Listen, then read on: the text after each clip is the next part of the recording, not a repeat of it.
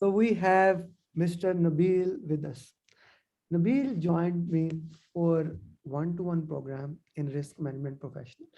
And the first day we talked about it, his point was, I want to clear in 3 weeks. I said, okay, how much time you can give? I cannot give much time. But we started working on it and he actually gave a lot more time than he agreed initially. And as a result, in 3 weeks or so, he become he became certified risk management professional. First of all, Nabil, congratulations from the entire risk community for having one more badge. He's already a certified PMP. So one more badge for you. And I know more will come soon. So I'm extremely delighted, happy for this thing that you got risk management professional very soon. So please, how you did it? Can you share your journey? I think first of all, thank you so much, Amir, for guiding me on this. I think the key was to be consistent and also just make sure that whatever you are reading and giving yourself enough time that it's getting absorbed. I would say that Amir has been very pushy on some cases, but that was something for my good. So as he also shared that initially I only decided to spend 2 hours, but I end up spending 4 hours a day for this. But the lesson learned which are shared by Amir are very useful. So it's I would say that it was worth trying them. And so thank you for the push, Amir. Thank you. Okay, let's talk about what you did in throughout the process so that we can work into that domain. What were the steps that you took? Can you share? Or I we think there were, sorry. the steps we did. Yeah, that was a joint effort actually. So I think in a 3 week span, I did two things. One was that I took the lecture notes from you. That was very helpful. And then I studied the standard, and I studied it at least 9 to 10 times. Now that's the interesting thing. He is the only guy who studied standard so many times. I didn't want to say that Nabil before. Actually, normally I ask one time maybe to read the standard, but you were so much confused in those standards. Whenever you say I should read one more, I said, okay, it does not hurt. Like getting more knowledge does not hurt. But tell me about the exam. Do you really have to read standards that many times?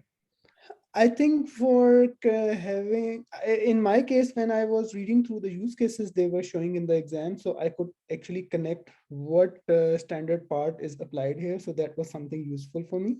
But was it really necessary? I think it depends on case to case. So for me, I was more comfortable when I was reading it. So that's why I read it a couple of, not couple of times, 10 or 11 times actually. But the important thing is that I highlighted it and took the notes while I was reading through it, because I'm actually practicing risk management in my work as well. So that's also helpful there. So it's just not passing the certification. It's also about using the same knowledge in practice as well. Okay, okay. What about the exam? Let's talk about the exam. So in exam, what you saw, how the things were. So I would say that it was a good mixture covering the complete topics, complete domains, and all processes of the risk management. Secondly, to my surprise, there was only one numerical in my exam.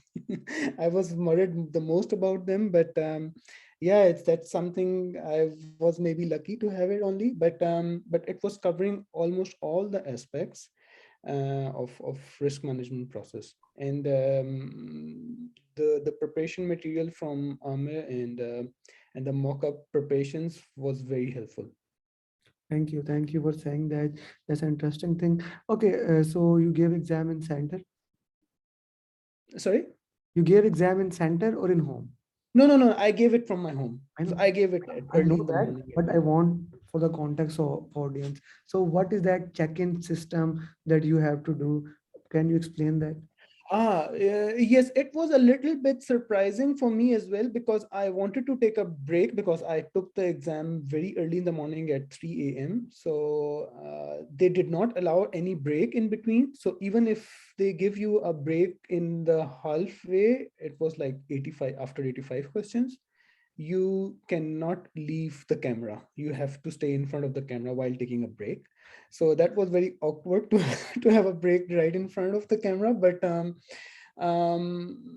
I think I finished the exam 1.5 hours before the allowed time, and that gave me even that break was not so useful for me. And the check-in process, they check your passport and then they ask you to take the photographs of the room where Mhm. you are sitting.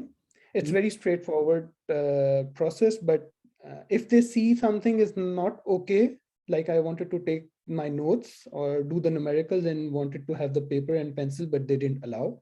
So you can only use the whiteboard of They did the, allow or they did they not did, allow? they did not allow. Yeah, because you They said did did. not. I was like, No, what? no, no, they didn't. They didn't allow. Okay, they That's didn't allow it.